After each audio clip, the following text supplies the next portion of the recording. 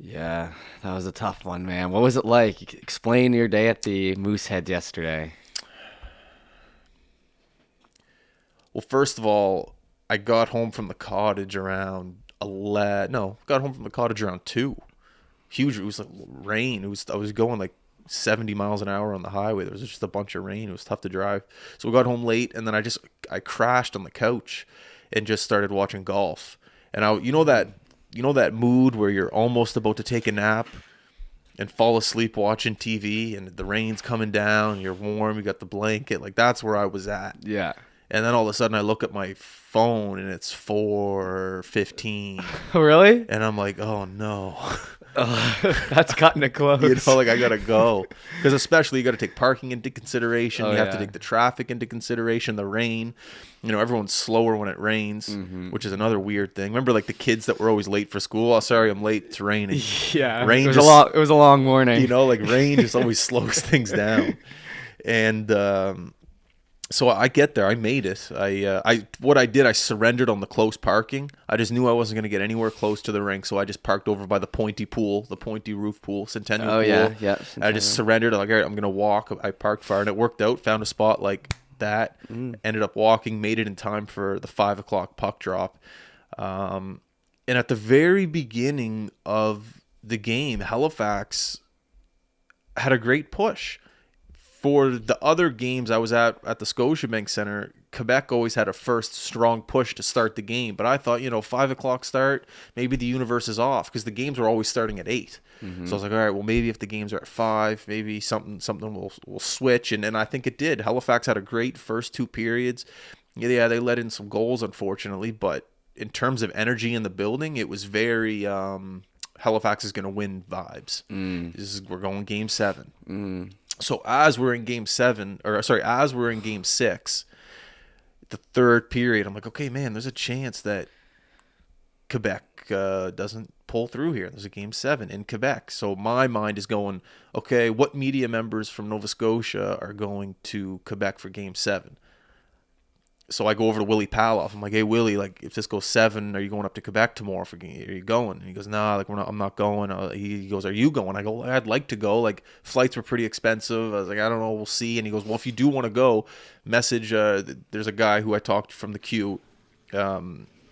He's like in charge of the media, and he said that there was like a charter flight to Quebec for all the media and all the French media, and then all the executives of the Q are going. I could pay him, and I can get on a flight with him. So I was emailing him, and I was going, hey, Maxime, if this goes game 7, could I get a lift with you? Let me know how much. I'll e-transfer, yada, yada. So I already had the motion going Really? of getting on the flight with the Q people to Yeah. go to Quebec for today for game 7, which I kind of regret now, because I feel like I might have jinxed it. I don't know. Definitely, yeah. But I didn't say, I just said, is there an available seat? I just wanted to know. So anyways, as I'm writing out this email, LaRue scores to make it 4-3, I believe it was. Oh yeah.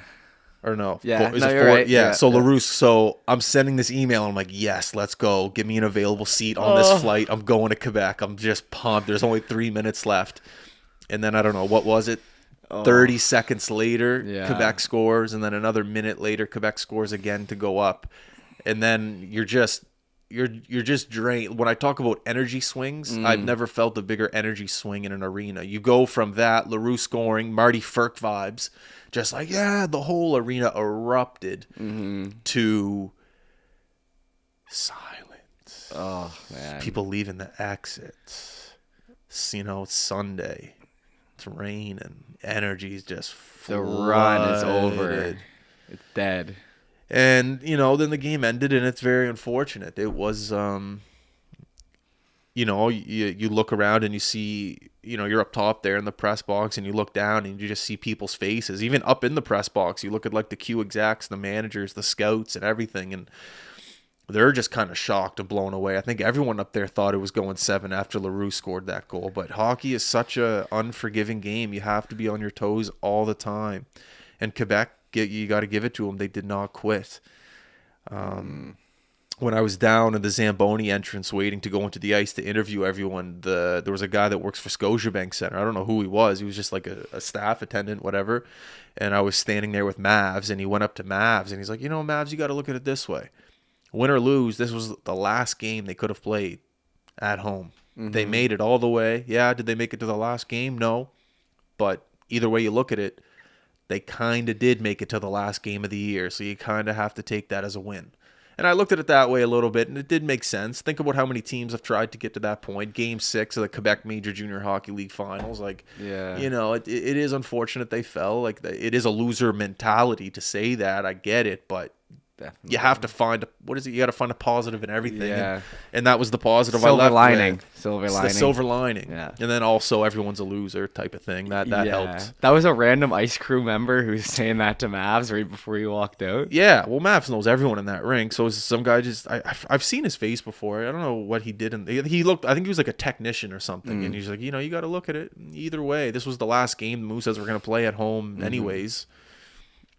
And like I was standing there as the players were coming off the Mooseheads, and just you could see the defeat in their face. It was more shock. Yeah. It was more like, whoa, we were just up 3 minutes ago and now we're going home. Yeah. LaRue was walking out. I shook his hand. He was pissed. I was like, hey man, head up. You had a great series. Really? What, Said did he say thanks. anything? He just said thanks, man. Like, you know, he's just in shock. Yeah. It was a tough one. He just scored the biggest goal of his career, and it wouldn't end up mattering 3 That's minutes later. You know, his head was down, and I was like, man, head up. You know, you had a great series. You know, you'll be back in a scenario like this, and you just like, all right. You don't want to talk to him. You got to let him go to the room, but you just got to put your 2 cents in. Yeah. It was tough. He's an awesome, legendary Mooseheads player, I think, LaRue, for at this sure. point. Like, when he scored that goal, I was like... Playoff I performer. was like, put his name in the rafters, but it wasn't meant to be. I was amongst the fans up there in the upper bowl. Oh, you were at the game. Yeah. And the place just exploded, man. Like, exactly like you'd feel like with the when they scored that goal. Everyone's cheering, pumped up, and I just hear this little kid behind me, probably 16 years old. Stop celebrating like they won, you know, like forever It's true. what is it, the pessimistic side. He was just stop, and everyone's going nuts. And then 30 seconds later they score, and he's just looking around like he, like, you know, like I called it. It's like, all right, congrats, kid. We're down. We're done. Like, He's right, though. Yeah, you got one over on us. Nice. It's so embarrassing to enjoy things and have hope. No, but it was fun. It was still a fun game nonetheless. But man,